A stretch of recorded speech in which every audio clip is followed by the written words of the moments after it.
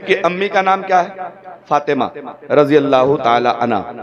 और सिर्फ नाम ही नहीं है, जन्नती औरतों की सरदार भी है फातिमा। जरा सोच के देखें, नसब, बाप नबी, शौहर वली, बेटा जन्नतियों का सरदार और खुद फातिमा जन्नती औरतों की सरदार। है दुनिया में कोई ऐसा खानदान?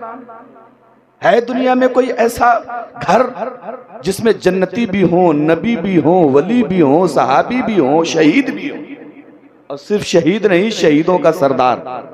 अब थोड़ी सी तवज्जो करना, आज मेरी गुफ्तगू का उन्वान है हजरत फातिमा। फातिमा कौन है?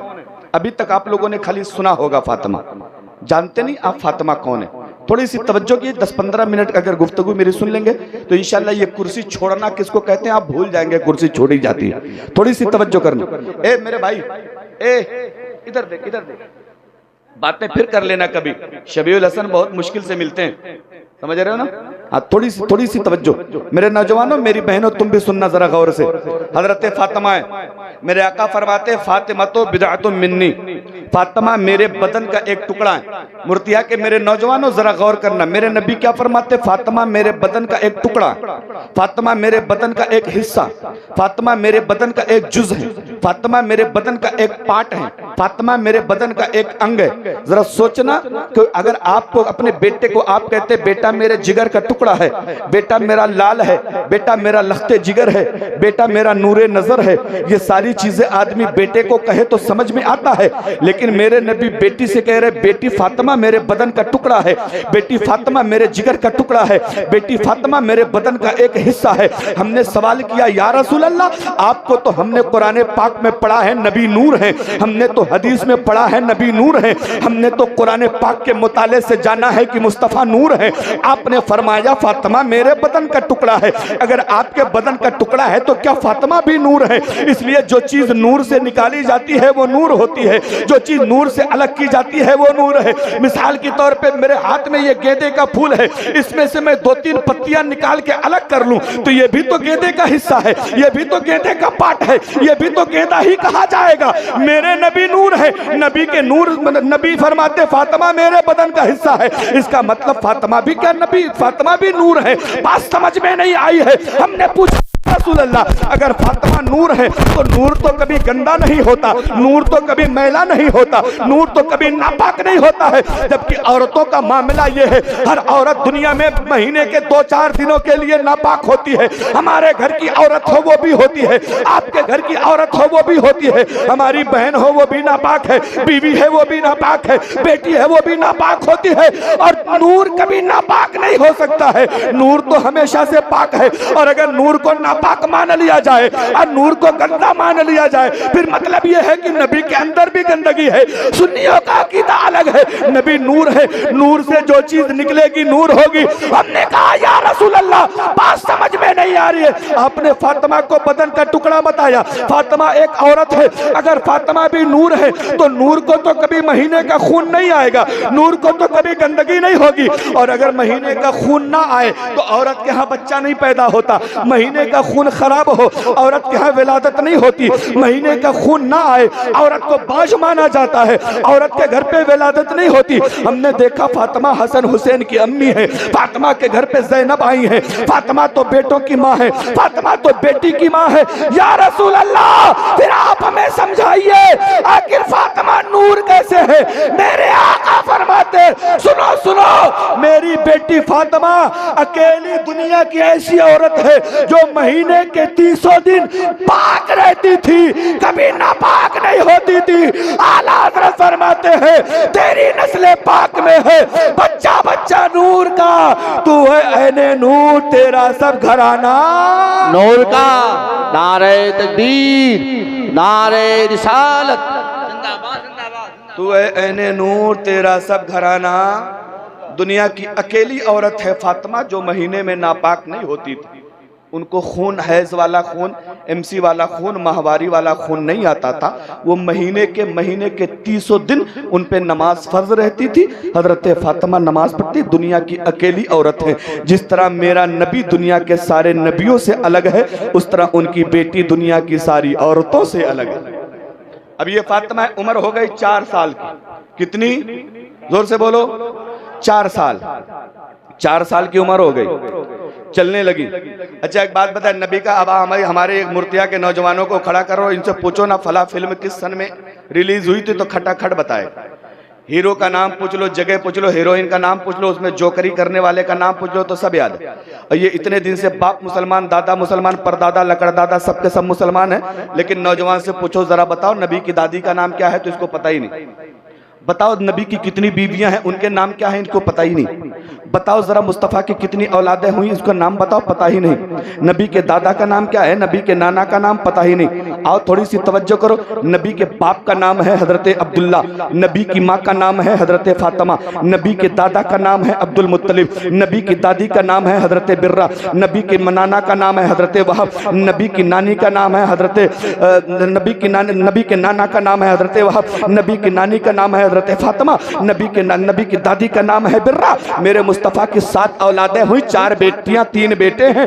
बड़ी बेटी का नाम है रुकैया, उससे छोटी वाली का नाम है ज़ैनब, उससे छोटी वाली का नाम है उम्मे कुलसुम, उससे छोटी वाली का नाम, सबसे लाडली बेटी का नाम है फातिमा। नबी के यहाँ 3 बेटे पैदा हुए, एक बेटे का नाम है हजरत इब्राहिम, एक बेटे का नाम है हजरत कासिम, एक बेटे का नाम है हजरत अब्दुल्ला, सबसे लाडली बेटी का नाम है फातिमा। मैं उसी फातिमा का चर्चा करने लगा। उम्र है 4 साल की, हजरत फातिमा चलने लगी है, हजरत फातिमा बोलने लगी है, हजरत फातिमा बातें करने लगी है। आपकी अम्मी हजरत खदीजा ने मुस्तफ़ा जाने रहमत से कहा, या रसूल अल्लाह, बेटी चलने लगी है, पैरों में पायल ला दीजिए, बेटी चलने लगी है, पैरों में कोई जेवर ला दीजिए। मुस्तफ़ा बाजार गए, बेटी के लिए जेवर खरीद के लाया।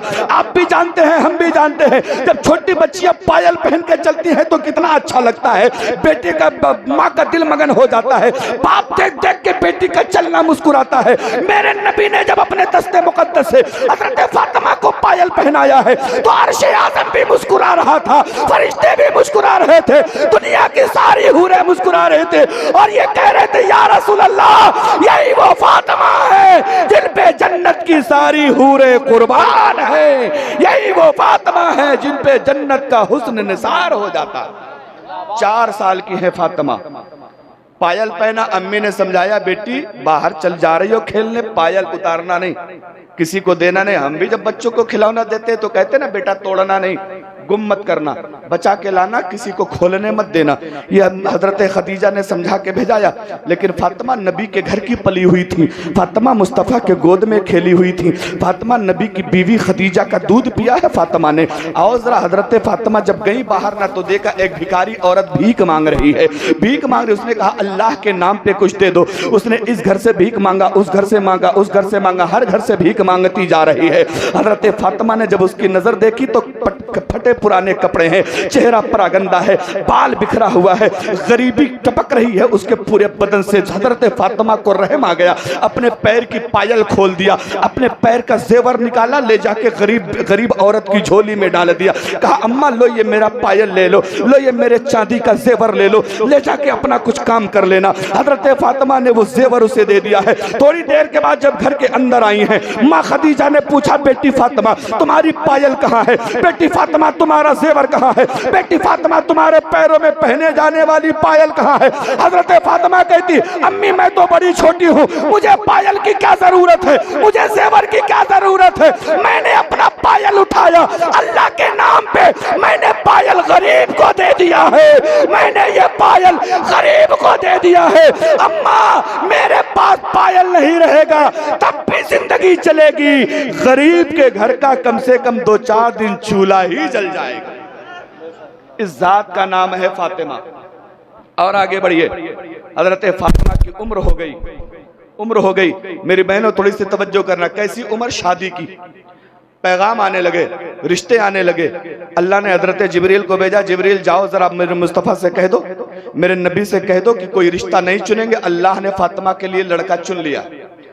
दुनिया में अकेला मुर्दा वालों, ईमानदारी से बताओ, तुम्हारी शादी, तुम्हारी बहन की शादी, तुम्हारे भाई की शादी, रिश्ता देखने कौन जाता है? घर वाले, नातेदार, रिश्तेदार, भाई, पट्टीदार, यही तो जाते हैं। लड़के की तरफ से यही लोग जाते हैं, लड़की की। लेकिन दुनिया का अकेला रिश्ता है जिसके लिए लड़का अल्लाह ने पसंद फरमाया।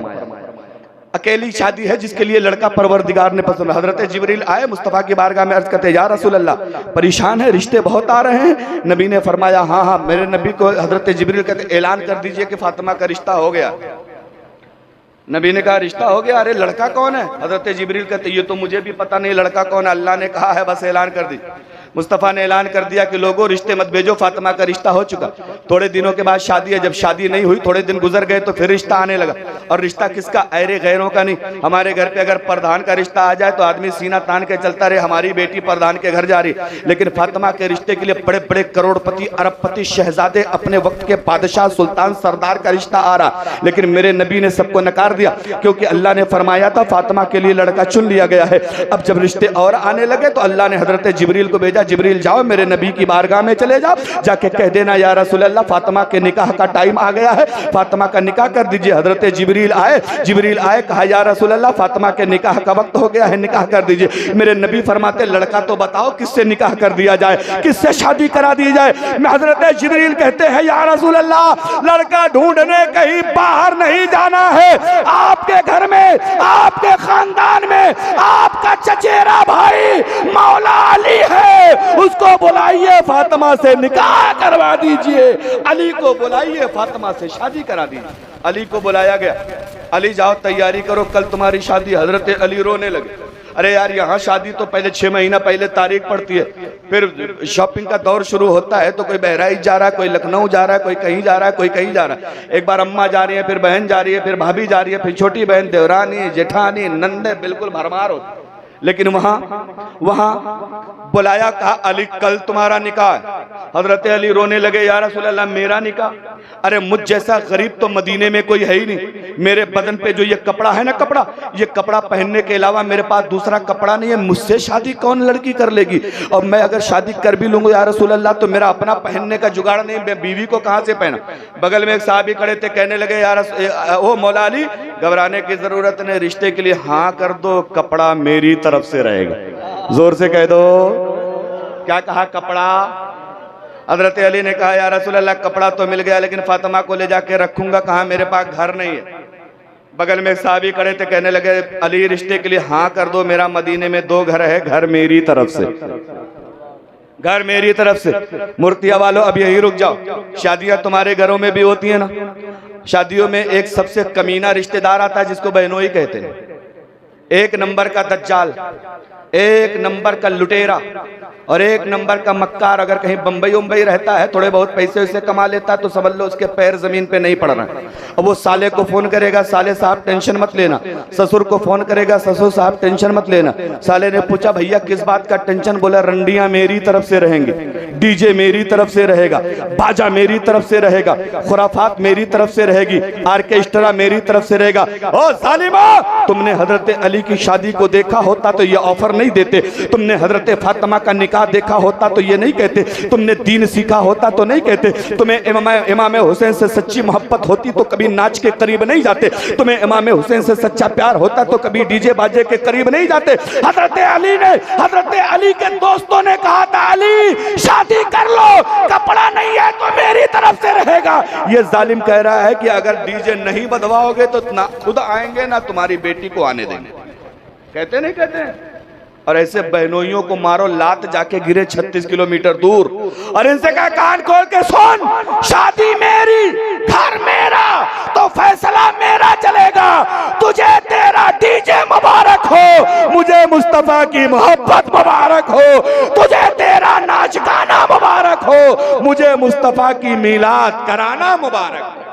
नहीं जरूरत है ऐसे रिश्तेदारों की। आओ सुनो, अब हजरत अली का दोनों बहाना खत्म, दोनों उज्र खत्म। हजरत अली का निकाह हो गया, निकाह हो गया, शादी होके गए ना। तो फातिमा की जिंदगी जरा समझना। घर में पहुंचे, वो भी घर दूसरे का दिया हुआ। घर में पहुंचे, पहुंचने के बाद रात हुई, पहली रात है मौला अली की, पहली रात है मौला अली की। बीवी के साथ पहुंचे ना, घर में पहुंचे तो हमारे आपके यहाँ रवाज चलता होगा, हमारे कचौचा शरीफ में तो चलता है, यहाँ का पता नहीं कि पहली रात जब दूल्हा अपने कमरे में जाता है तो मुंह दिखाई देता नहीं देता। जिन्होंने दिया है वो तो मुंह हिला रहे हैं, जिन्होंने नहीं दिया है वो कहते हम का जानी हजरत। अभी रजिस्ट्री हुई नहीं, अभी बैनामा हुआ ही नहीं है, तो पता कैसे चले कागज बनता है कि नहीं। लेकिन जिनकी हुई है उनसे सोच लो, मुंह दिखाई पहली बार अच्छी लगी थी, उसके बाद आज तक। यार साहब सुने जरा, लेकिन हजरत अली रो रहे आंखों में आंसू है, सोच रहे मौला नबी की बेटी आई है, जन्नती औरतों की सरदार आई है, क्या दिया जाए तोहफे में। चले गए बाजार से चादर खरीदा उधार, दोस्त की दुकान थी, चादर लिया, भाई मुझे चादर दे दे, बीवी को देना फिर मैं तुझे दे दूंगा, पैसे वापस कर दूंगा। लेके गए वो चादर लेके हजरत फातिमा की बारगाह में हाजिर हुए, दोनों आंखें सावन भादों की तरह बरस रही। हजरत फातिमा के सामने चादर पेश करके मौला अली कह रहे, फातिमा ये मेरी छोटी सी चादर कबूल कर लो, मेरा छोटा सा तोहफा कबूल कर लो। फातिमा मैं जानता हूँ तुम इससे ज्यादा की हकदार हो, मेरे पास सोना चांदी नहीं है, मेरे पास हीरे जवाहरात नहीं है। ओ फातिमा तुम्हारे अब्बा चाहते तो तुम्हारी शादी अरबपतियों खरबपति से हो जाती, तुम्हारे अब्बा चाहते तो तुम्हारे कदमों में सोने चांदी के पहाड़ खड़े हो जाते, तुम्हारे अब्बा चाहते तो तुम्हें महलों की रानी बना देते। लेकिन ओ फातिमा मैं गरीब जरूर हूँ, लेकिन मुस्तफा ने मुझे पसंद किया है, इसलिए मेरा ये तोहफा कबूल कर लो। एक वफादार बीवी का जवाब सुनना। हजरत फातिमा कहती अली मुझे तुम्हारे तोहफे की जरूरत नहीं है, जिस अली को खुदा ने पसंद कर लिया, जिस अली को फरिश्तों ने पसंद कर लिया, जिस अली को मेरे बाबा नबी ने पसंद कर लिया है, उसी अली को दिल से फातिमा ने भी पसंद कर लिया है। अब किसी तोहफे की जरूरत नहीं है। अली मुझे तोहफे की जरूरत नहीं है, जिसको सबने पसंद कर लिया है उसको फातिमा ने भी पसंद कर लिया। पहली रात गुजरी। अब सोचना जरा, वो चादर चल रही है, थोड़े दिनों के बाद चादर में एक छेद हो गया। मेरी बहनों जरा गौर से सुनना, मेरे नौजवानों तुम भी सुनो। हजरत फातिमा की चादर फट गई। हजरत फातिमा ने पुराना कपड़ा लिया, उस पे जोड़ लगा लिया, पेवंद लगा लिया। पेवंद समझते हैं आप लोग? जोड़ लगा लिया।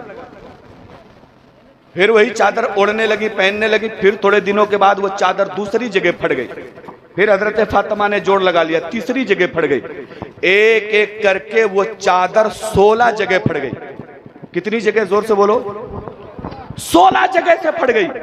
हजरत फातिमा ने हर जगह पुराना कपड़ा जोड़ में लगा लिया।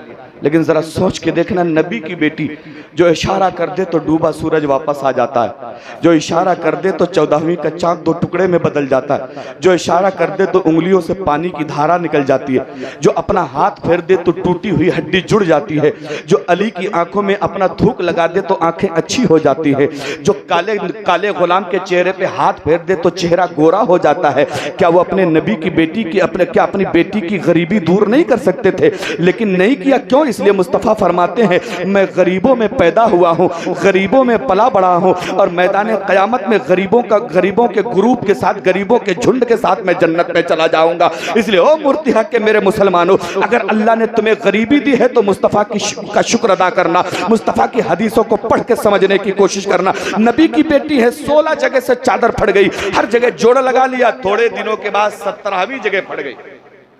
17वीं जगह फट गई।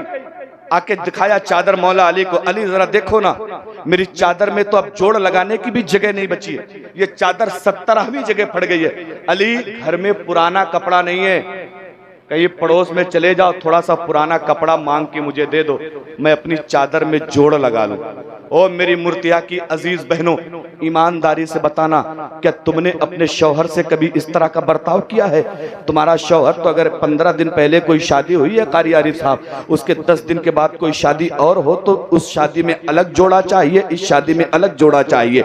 अगर 10 दिन के बाद कहीं और जाना हो तो उसके लिए अलग जोड़ा चाहिए। जोड़े बदलते हैं ये तो समझ में आता है। अब तो नकाब भी 4-4, 5-5, 8-8 रखे पड़ी हैं। ये नकाब यहाँ लगा के गए थे, अब दोबारा नहीं लगाएंगे। ये नकाब यहाँ लगा के गए थे, अब दोबारा आओ जरा फातिमा की जिंदगी से समझो। हजरत फातिमा ने कहा ओ अली मुझे नई चादर नहीं चाहिए, नई चादर मुझे पुराना कपड़ा मांग के लाके कहीं से दे दो, मैं अपने चादर में पेबंद लगा लूं। हजरत अली की आंखें रोने लगी। हजरत अली रोते रोते कहते फातिमा आखिर तुम्हें अल्लाह ने कितना सब्र अता फरमाया है।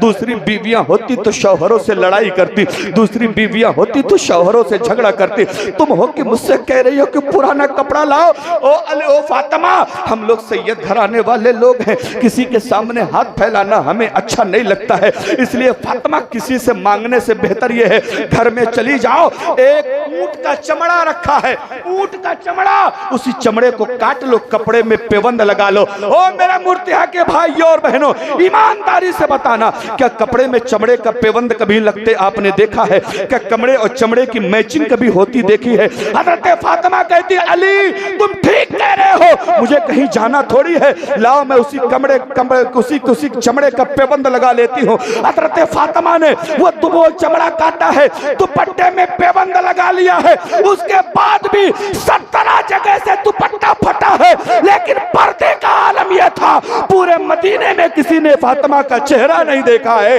पूरे मदीने में किसी ने फातिमा का बदन नहीं देखा है, पूरे मदीने में किसी ने फातिमा के बालों की चमक नहीं देखी। और आज हमारा मामला ये, अगर कल मूर्तिया में किसी की शादी हो जाए ना, तो जो औरत दिन भर दुपट्टा ओढ़ के रहती है, खुदा जाने उसको कौन सी चुड़ैल सवार हो जाती है कि वो उस दिन तो दुपट्टा फेंकती है, कंधे पे बाल लहराती है और बिल्कुल मस्ताना होके बारात में चलती है, उसको लग रहा है कि बारात में पर्दा माफ। समझ रहे?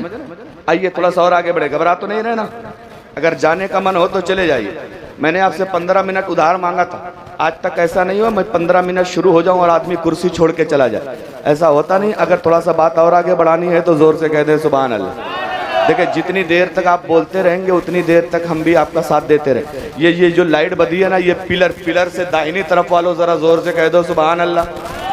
देखिए अब कंपटीशन होना है भैया, यूट्यूब वालों थोड़ा सा इनकी तरफ इनका चेहरा दिखाओ, ये मूर्तिया के वो नौजवान है, हाँ दाहिनी तरफ वाले देखो, दाहिना बाजू बड़ा मजबूत होता है, बड़ा ताकतवर होता है, दाहिने हाथ को बाएं हाथ पे फजीलत हासिल, इसीलिए घड़ी बाएं हाथ में क्यों पहनी जाती है पता है? दाहिना हाथ तो पहले ही से अफजल वाला है, उसमें घड़ी पहनने की जरूरत क्या है? बाएं वाले को पहनाओ जो दाहिने वाले से कम है, इसलिए बाएं हाथ में घड़ी पहनी जाती है। आपको पता है अल्लाह के नबी ने फरमाया कि दाहिना हाथ हमेशा आगे रहता है, दाहिने हाथ से खाया करो, दाहिने हाथ से पिया करो, कपड़ा पहने तो दाहिना हाथ, जूता पहने तो दाहिना हाथ, सारी चीजों में दाहिना हाथ है। तो आप दाहिनी तरफ बैठे हैं, बहुत अफजल आला है, दाहिना हाथ मजबूत होता है, अपनी मजबूती का परिचय दीजिए, जोर से कह दीजिए सुभान अल्लाह। अच्छा अब आप लोग चुप हो जाइए, बाईं तरफ वालों आपने इनको देख लिया ना, ये देख लिया दाईं तरफ का, आप बाईं तरफ पहुंचे, ये समझ रहे हैं कि हम तो मजबूत हैं, लेकिन इनको पता नहीं है दाहिने हाथ को चलाने वाला दिल बाईं तरफ होता है। अगर दिल का धड़कना बंद हो जाएगा तो दाहिना हाथ का उठना बंद हो जाएगा, दिल की धड़कन रुक जाएगी तो दाहिना बाजू चलना बंद हो जाएगा। थोड़ा सा दिल की धड़कन की आवाज निकालो, दाहिनी तरफ वालों जोर से कह दो सुभान अल्लाह। माशाअल्लाह हजरत, अभी तो लग रहा है कि 12 साढ़े 12 बज गया है, अभी जलसा शुरू हो रहा है। अब दोनों पूरा मजमा अपना हाथ उठाइए, एक बार अपने नबी का नारा बोलिए, कहिए लब्बैक या रसूल अल्लाह। बात आगे बढ़ाएं, घबरा तो नहीं रहे, तो जोर से कह दीजिए सुभान अल्लाह। अच्छा सुभान अल्लाह अभी तक जितने लोग आए होंगे सबने कहलवाया, अभी तक सबने आपको सुभान अल्लाह कहलवाया होगा ना, लेकिन क्यों कहलवाया सुने। मेरे आका फरमाते हैं जब कोई बंदा एक बार मोहब्बत से सुभान अल्लाह कहता है, अल्लाह ताला उसके नाम का एक पेड़ जन्नत में लगवा देता है। अब मैं आपसे कहूंगा नहीं, देखते हैं मूर्तिया में कितने अक्लमंद लोग रहते हैं, कितने अक्लमंद लोग आए हैं मूर्तिया के जलसे में कि एक बार सुभान अल्लाह कहो तो पेड़ कहाँ लग जाता है। पीछे वालों दाहिनी तरफ वालों जोर से बोलो पेड़ कहाँ लगता है, पूरा मजमा जोर से बोलो पेड़ कहाँ लग जाता है। क्या कहने पे पेड़ लगता है वो कह के बताओ सुभान अल्लाह कह। अच्छा जन्नत में कितने पेड़ अभी तक आपके लग गए पता है? हाँ गिनना नहीं है, हम क्यों गिने, कंधे पे फरिश्ते बैठे हैं, वो क्या करेंगे, खाली घूमेंगे मस्ती करेंगे?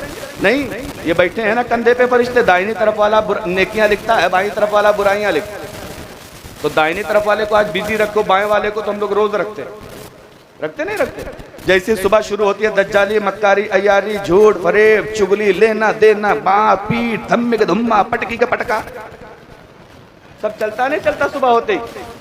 तो ये बाईं तरफ वाला तो रोज बिजी रहता, आज इसको थोड़ा सा आराम देनो, दाहिनी तरफ वाले को बिजी कर दो और जोर से कह दो जन्नत में पेड़ लग गए। लेकिन ईमानदारी से बताओ जन्नत देखे हो? तब कैसे पता चला पेड़ लग गए? कैसे पता चला? सुनो हम बता रहे, हम सुन्नी लोग हैं, ईमान बिल गैब वाले लोग हैं।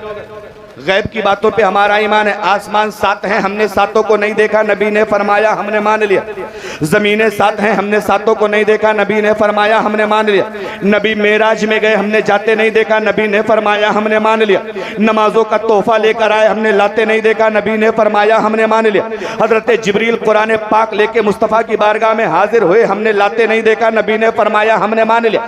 कुरान का 30 पारा जमीन पे उतरा, हमने उतरते नहीं देखा, नबी ने फरमाया हमने मान लिया। हजरत जिब्रील मुस्तफ़ा की बारगाह में 24,000 मरतबा आए, हमने जिब्रील को आते नहीं देखा, नबी ने फरमाया हमने मान लिया। नबी ने नमाज पढ़ी, हमने नबी को नमाज पढ़ते नहीं देखा, नबी ने फरमाया हमने मान लिया। नबी ने काबा का तवाफ किया, हमने तवाफ़े काबा करते नहीं देखा, नबी ने फरमाया हमने मान लिया। नबी ने जमजम पिया, हमने पीते नहीं देखा, नबी ने फरमाया हमने, जोर से बोलो हमने। और आगे बढ़िए, नबी की 11 शादियां हुई, 11 में से हमने किसी को नहीं देखा, नबी ने फरमाया हमने मान लिया। नबी की 7 औलादें, 7 में से किसी को नहीं देखा, नबी ने फरमाया हमने मान लिया। नबी ने मक्का से घर छोड़ के मदीने में घर बनाया, हमने नबी को मक्का से मदीना जाते नहीं देखा, नबी ने फरमाया हमने मान लिया। ताइफ के मैदान में मुस्तफ़ा को इतने पत्थर मारे गए, पूरा जूता खून से भर गया, नबी ने फरमाया हमने मान लिया। जंग ओहद में मुस्तफ़ा के दांतों को शहीद कर दिया गया, हमने शहीद होते नहीं देखा, नबी ने फरमाया हमने मान लिया। नबी ने जमजम पिया, हमने पीते नहीं देखा, नबी ने फरमाया हमने मान लिया। नबी ने कुरान पढ़ा, हमने पढ़ते नहीं देखा, नबी ने फरमाया हमने, जोर से बोलो हमने। क्यों? एक देखने वाले का कहा मान लिया है, अरे एक देखने वाले का कहा मान लिया है, बिन देखे तुझे हमने खुदा मान लिया है, बिन देखे तुझे हमने खुदा मान लिया है। पेड़ कहाँ लगता है? जोर से बोलो। जन्नत में लगता है। झूठ थोड़ी बोल रहे हैं, मेंबर मुस्तफ़ा पे बैठे, कैमरे चल रहे हैं, मरकरी राडा हाइलोजन लगा, झूठ थोड़ी बोलेंगे यार। पेड़ कहाँ लगता है? जन्नत। अच्छा ईमानदारी से बताओ, जब आप लोग यहाँ पेड़ लगाते हैं गांव में, तो किस मकसद से लगाते हैं? 3 मकसद। हमारे कछौचा में भाईजान 3 मकसद से पेड़ लगता है, या तो फल खाने के लिए, या तो लकड़ियाँ काट के बेचने के लिए, तीसरा काम है या तो साया हासिल करने का। इन्हीं 3 मकसद से हम एक बार नेपाल में कारियारी साहब तकरीर कर रहे थे, एक नेपाली आदमी खड़ा हो गया, कहने लगा हजरत हमारे यहाँ 4 मकसद से पेड़ लगता है। हमने कहा भैया चौथा कौन? कहने लगा 3 वही वाला जो आपने बताया। हमने कहा चौथा कौन? बोला आदमियों को बांध के मारने के लिए भी पेड़ लगाया जाए। लेकिन मूर्तिया वालों तुम तो नहीं ऐसा करते हो ना। इन्हीं 3 मकसद से पेड़ लगता है, इन्हीं 3 मकसद से पेड़ आपके यहाँ भी लगता है। अब ईमानदारी से बताओ, हम बैठे हैं मूर्तिया गांव में, हम बैठे हैं जिला शरावस्ती में, हम बैठे हैं मुल्क हिंदुस्तान के सूबा उत्तर प्रदेश में, पेड़ कहाँ लगा है? जोर से बोलो, पेड़ कहाँ लगा है? अब जिसको जिसको जन्नत के पेड़ का मजा लेना है, जरा दोनों हाथ उठा के कह दे सुभान अल्लाह। अच्छा वाह। अब एक बात बताओ, मरने से पहले किसी को जन्नत मिली है? अब ईमानदारी से वो लोग हाथ उठाओ जिनको मरना है। हजरत आधे हाथ गायब हो गए, अब हाथ उठे ही नहीं। एक बात याद रख लो, हाथ उठाओ तब भी मरना है, नहीं उठाओ नहीं मरना है। जो लोग नहीं उठाए तो क्या उनको फरिश्ते नहीं देख रहे हैं? देख रहे। अब सुनिए जरा, पेड़ लगे, रब की बारगाह में चलते या रसूल अल्लाह, नबी की बारगाह में चलते या रसूल अल्लाह, या रसूल अल्लाह, या रसूल अल्लाह। आपने कहा, हमने सुभान अल्लाह कहा, पेड़ जन्नत में लगा। उन जन्नत को, पेड़ों का फायदा हमें कब मिलेगा? आगे नबी का जुमला सुनना, अपने ईमान पे नाज करना कि अल्लाह ने तुम्हें सुन्नी बनाया है। मेरे आका फरमाते हैं, मेरी उम्मत के लोगों घबराने की जरूरत नहीं है। तुमने सुभान अल्लाह कह कह के जितने पेड़ जन्नत में लगवाए हैं, उसका पत्ता पत्ता, उसकी डाली डाली कयामत तक सुभान अल्लाह कहने वालों के लिए जन्नत की दुआ करती रहेगी, जन्नत की दुआ करती रहेगी। अब बोलो, फायदे का सौदा है कि घाटे का? जोर से बोलो, फायदा है कि घाटा? इनाम नहीं दोगे तो घाटा हमारा, और सुभान अल्लाह नहीं कहोगे तो घाटा। अब किसका करवाना? अब ये चक्कर में पड़ गए। अगर कह दे मुफ्ती साहब का तो अगली तारीख मिलेगी कि नहीं मिलेगी, और अगर कह दे अपना घाटा, तो इस दुनिया में इतना बड़ा बेवकूफ कौन है जो अपना घाटा करवाना जानता है? ऐसा कुछ नहीं। तो ऐसा काम होना चाहिए, किसी का घाटा नहीं लगना चाहिए। अब जिसको अपना घाटा नहीं करवाना है, बुलंद आवाज से इतनी जोर से सुभान अल्लाह कहो, जितना मोटा पेड़ जन्नत में लगवाना चाहते हो उतनी जोर से कह दो। माशाअल्लाह आई है। सबने सफे महशर में ललकार दिया हमको, ऐ बेकसों के आका अब तेरी दुहाई है। वहां मुस्तफा की सुनी जाएगी। सुने शेर सुने। मंजिल मेरी खुदा है, रास्ता मेरा नबी है। मंजिल मेरी खुदा है, रास्ता मेरा नबी है। मंजिल मेरी खुदा है, रास्ता मेरा नबी है। मंजिल मेरी खुदा है। वाह वाह वाह वाह वाह। मंजिल मेरी खुदा है, रास्ता मेरा नबी है। अरे सब अंबिया है सोना, सब अंबिया है सोना। हीरा मेरा नबी है, सब अंबिया है सोना। हीरा मेरा नबी है, सब अंबिया है सोना। हीरा मेरा नबी है, सब अंबिया है सोना। हीरा मेरा नबी है, सब अंबिया है सोना। हीरा मेरा नबी है। मंजिल मंजिल मेरी खुदा है, रास्ता मेरा नबी है। और हमारे तुम्हारे सरकार का कमाल सुनो। 3 मोजज़ा। एक अंधा आया नबी की बारगाह में, अंधा, आंखों से नाबीना। मेरे नबी ने अपना हाथ फेर दिया, अल्लाह ने उसको आंख वाला बना दिया। एक देहाती आया, हमारी आपकी तरह देहाती आदमी, आके कहने लगा या रसूल अल्लाह आप अल्लाह के नबी हैं? उन्होंने कहा हाँ मैं अल्लाह का नबी हूं। मेरे सरकार, वो देहाती कहता मैं ऐसे नहीं मानूंगा कि आप अल्लाह के नबी। बोले कैसे मानेगा? बोले सामने जो ये पेड़ है ना, ये पेड़ आके जब तक गवाही नहीं देगा तब तक मैं नहीं मानूंगा। अब मेरे मुस्तफा का कमाल सुनो, नबी फरमाते मैं पेड़ को बुला लूं या तुम जाके कहोगे चलो तुम्हें मुस्तफा ने बुलाया? क्या कहते हो? वो कहने लगा हजरत मैं जाके पेड़ से कह देता हूं चलो तुम्हें नबी ने बुलाया। नबी ने बुलाया, वो गया बंदा कहता पेड़ चल तुझे मुस्तफा ने बुलाया। पेड़ दाएं झुका, बाएं झुका, आगे झुका, पीछे झुका, जड़ों के साथ उखड़ के मुस्तफा की बारगाह में हाजिर हो गया और कहता मैं गवाही देता हूं कि आप अल्लाह के सच्चे नबी, मैं गवाही देता हूं आप अल्लाह के सच्चे नबी। अबू जहल मुट्ठी बंद करके आया, कहने लगा अगर बता दे मेरी मुट्ठी में क्या है तो मैं आपका कलमा पढ़ लूंगा। मेरे नबी फरमाते बता तो दूंगा लेकिन पता है तू कलमा नहीं पढ़ेगा। बता तो दूंगा लेकिन पता है तो नबी मेरा कलमा नहीं पड़ेगा। कहने लगा नहीं पक्की बात कलमा पढ़ लूंगा। मेरे नबी फरमाते मैं बताऊं मुट्ठी में क्या है या जो चीज मुट्ठी में है वही बता दे कि मैं कौन हूं। वो कहने लगा हजरत अगर मुट्ठी वाली चीज बता दे आप कौन है तो और बड़ा कमाल है। मेरे नबी ने उंगली का इशारा किया, अबू जहल की मुट्ठियों में नबी का कलमा पढ़ना शुरू कर दिया। मूर्ति हवालो ये तीनों बातें दिमाग में रखो। अब मेरा शेर आपकी दहलीज तक पहुंच रहा, मुलाजा फरमाएं। सब अंबिया है सोना, हीरा मेरा नबी है। सब अंबिया है सोना, हीरा मेरा नबी है। अंधों को रोशनी दे, पेड़ों को जो चला दे। अंधों को रोशनी दे, पेड़ों को जो चला दे। अंधों को रोशनी दे,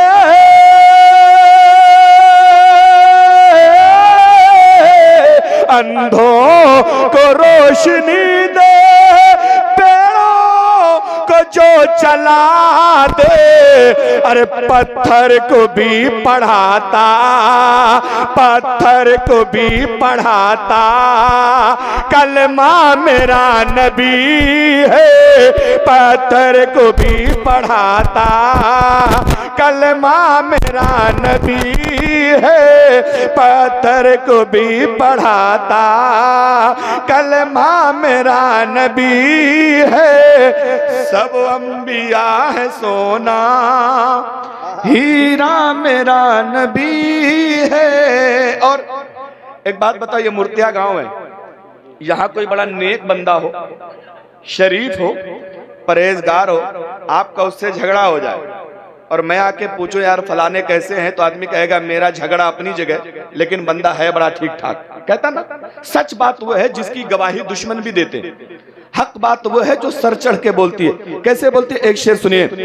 दुश्मन भी दे रहे हैं इस बात की गवाही, दुश्मन भी दे रहे हैं इस बात की गवाही, दुश्मन भी दे रहे हैं, दुश्मन भी दे रहे हैं इस बात की गवाही। क्या? अरे दोनों जहां में सबसे, दोनों जहां में सबसे सच्चा मेरा नबी है। दोनों वाह वाह, नारे तकबीर, नारे रिसालत, मसलक आला हजरत जश्न शहदाए करबला हजरत अल्लामा मुफ्ती शफीउल हसन साहब क़िबला मिसबाही, नारे तकबीर, नारे रिसालत, जिंदाबाद जिंदाबाद। बहुत खूब हजरत, हाँ क्या बात है, सुभान अल्लाह, जिंदाबाद जिंदाबाद, वाह वाह वाह वाह।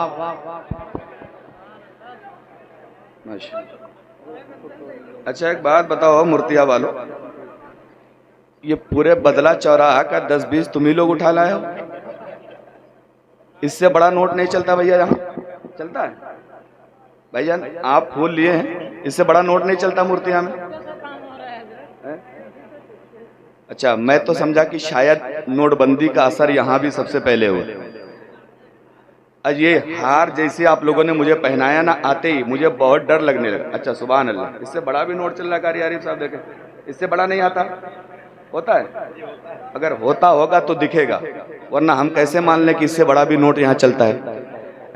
अब देखते हैं कि चलता है कि नहीं। सुनिए जरा, ये हार जब पहना ना, तो हार 2 लोगों को पहनाया जाता है। किसको? हार सबसे पहले पहनाया जाता है दूल्हे को। अच्छा माशाअल्लाह, अरे वाह, सुभान अल्लाह, अल्लाह ताला चाचा की उम्र में बरकत है। इससे भी बड़ा चलता है। अब वो हम नहीं जानते हैं, अब देखते हैं कि कौन लेके आता है कि बताता कि हजरत हमारे यहाँ ये भी चलता है। सुने, हार 2 लोगों को पहनाया जाता है। किसको? एक दूल्हे को कि बेटा आज हार पहन ले, पूरी जिंदगी तुझे हारना ही है। और एक कुर्बानी वाले बकरे को, समझे? कुर्बानी का बकरा जब ज़बह करने के लेके जाते हैं तो कहते हैं कि थोड़ी देर पहन के मगन हो जाओ, अभी तो बकरी की माई कब तक खैर मनाई, छुरी के नीचे तो आना ही आना। अब अल्लाह जाने आप लोगों ने क्या समझ के पहनाया है, कुर्बानी का बकरा समझ के पहनाया है या कुछ और? अच्छा एक बार हमारी बीवी हजरत हमारी वीडियो देख लिए यूट्यूब पे ना, तो इससे ज्यादा सेहरा पहने थे हम छत्तीसगढ़ या कहाँ गए थे प्रोग्राम में, वो यूट्यूब पे वो वीडियो पड़ गई। तो हमसे पूछ रहे, अच्छा ईमानदारी से बताओ, एक बार तो सेहरा पहन चुके हो, फिर कहाँ है पहने हो? समझ रहे? तो वो भाई वो शक है, वो बीवियों का खानदानी हक है, वो समझ रहे ना, वो जन्म सिद्ध अधिकार लेके आती हैं। अब एक शेर बहुत कीमती पढ़ता हूँ, जरा मोहब्बत से कह दें सुभान अल्लाह। एक बार और जोर से जरा कह दें सुभान अल्लाह। सब अंबिया है सोना, हीरा मेरा नबी है, सब अंबिया है सोना, हीरा मेरा नबी है। आप लोगों ने फूल देखा? एक फूल ही आपके सामने है जिसको गेंदा कहा जाता है। एक फूल होता है यास्मीन, एक फूल होता है नरगिस, एक फूल होता है सोसन, एक फूल होता है रातरानी, एक फूल होता है चमेली, एक फूल होता है बेला, और एक फूल जो फूलों का राजा होता है जिसको कहते हैं गुलाब। सुना आपने? गुलाब के बारे में एक बात मिलती है, गुलाब एक ऐसा फूल है कि जहां मुस्तफा का पसीना टपका था ना, वहीं गुलाब का पौधा उगा था, और आज तक गुलाब के फूलों में मुस्तफा के पसीने की महक मिल रही है। समझ रहे? अब एक शेर पढ़ता हूं, बहुत कीमती शेर, देखते हैं गुलाब से मेरे मुस्तफा का क्या ताल्लुक है। सुनिए, जैसे गुलाब सारे फूलों में खूब तर है, जैसे गुलाब सारे फूलों में खूब तर है, जैसे गुलाब सारे फूलों में खूब उतरे हैं, अरे जैसे गुलाब सारे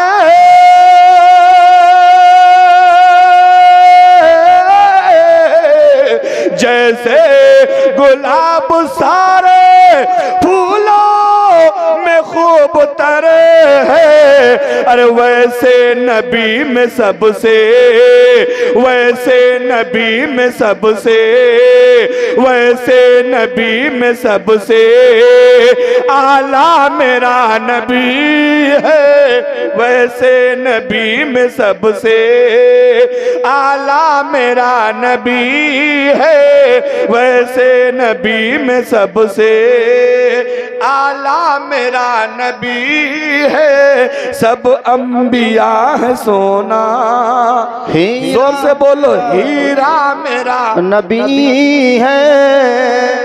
एक शेर और सुनेंगे तो जरा जोर से कहते हैं सुभान अल्लाह। भैया ये फूल वाले तुम तो ऐसा लग रहा हो कोई दुश्मनी अदा कर रहे हो, इसको अब रख दो। कारी आरिफ साहब जब जाने लगेंगे ना तो इनके ऊपर डाल देना थोड़ा सा। ये ऐसे मार रहे हो, कहीं हलक में चला गया तो फिर काम हो जाएगा। हाँ हाँ सही बता रहे हैं भाई, न हो सकता नहीं हो सकता है, हादसा कहीं भी हो सकता है, एक्सीडेंट कहीं भी हो सकता है। दुआ करें कि मेरा एक बहुत अजीज साथी, 1 मुहर्रम को उसका एक्सीडेंट हुआ, लखनऊ एडमिट था, आज उसका इंतकाल हो गया। बिल्कुल जवान वो सिराज भाई, वो मतलब मौलवी जमात से नहीं है लेकिन उलमा की बड़ी कदर करते थे। किसी छोटे से छोटे मसले में बगैर मुझसे पूछे कुछ नहीं करता था बंदा, लेकिन आज उसने इस दुनिया को लब्बैक कह दिया। दुआ करें कि अल्लाह ताला इमाम हुसैन की इमाम हुसैन के इस पाक महीने की सदके में इसको करवट करवट जन्नत अता फरमाए। जोर से कह दीजिए आमीन। अब एक आखिरी शेर पढ़ता हूँ, मुलाहिजा फरमाए। सब अंबिया है सोना, हीरा मेरा नबी है। और सुने, कुरान पाक आप लोगों ने सुना होगा, पढ़ा होगा, देखा होगा, छुआ होगा। दुनिया की अकेली किताब है जिसका पढ़ना इबादत, छूना इबादत, देखना इबादत, सुनना इबादत, चूमना इबादत, सीने से लगाना इबादत, सर पे रखना इबादत। अकेली किताब है दुनिया की कुरान जिसका एक एक लफ्ज इबादत। सुने, जब मेरे मुस्तफ़ा मस्जिद हराम में कुरान पढ़ते थे ना तो काफिर जो दिन में मुस्तफ़ा को गाली बकते थे, रात में चुपके जाते कुरान सुनते थे। अबू जहल रात में भी पहरा देता था लोगों को कि कहीं कोई मुस्तफ़ा के करीब ना चलाए। एक दिन नींद नहीं आ रही थी, अबू जहल को गया मस्जिद हराम के पास पहरा दे रहा था। देखा एक आदमी दीवार के किनारे चिपक के एकदम छुपा हुआ दीवार के साए में बैठ के कुरान सुनना। पहुंच गया अबू जहल, कहने लगा क्या कर रहे हो? कहने लगा यार बस ऐसे टहलते आ गया तो नींद नहीं आ रही थी। कह रहा सही मत सच सच बताओ क्या करने आए? वो कहने लगा अच्छा तुम मेरे भाई हो, तुम भी काफिर मैं भी काफिर, चलो सच बोल देते हैं। मैं मुस्तफ़ा जब कुरान पढ़ते ना, मेरी दुश्मनी अपनी जगह, लेकिन जब कुरान पढ़ते हैं तो दिल बगैर सुने रहा ही नहीं जाता। वही कुरान सुनने के लिए मैं आ गया था। उस बंदे ने पलट के पूछा अबू जहल रात तो तुम्हारे लिए है, तुम क्यों आए हो? अरे तुम भी तो बताओ तुम क्यों आए? तो अबू जहल कहने लगा बात तो तुमने बड़े पते की कह दी। तुम आज पहले दिन कुरान सुनने आए हो, मैं लगातार 2 दिनों से सुनने आ रहा हूं। ये दोनों अभी बात ही कर रहे हैं ना, तो आगे देखा दीवार के किनारे एक बंदा और चिपका पड़ा। उससे जाके पूछा तुम क्यों आए? बोले तुम दोनों पीछे रह गए, मैं लगातार 3 दिनों से कुरान सुनने आ रहा हूं। कैसा है कुरान सुनिए।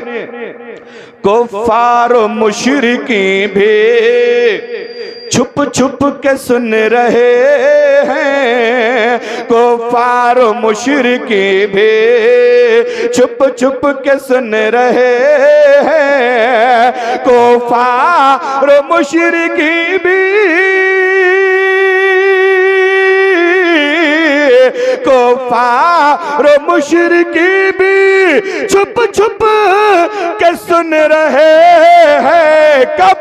कुरान जब हरम में, कुरान जब हरम में पढ़ता मेरा नबी है, कुरान जब हरम में पढ़ता मेरा नबी है, कुरान जब हरम में पढ़ता मेरा नबी है। सब अंबिया है सोना, हीरा मेरा नबी है। बेशक, सुभान अल्लाह, बहुत खूब। दुरूद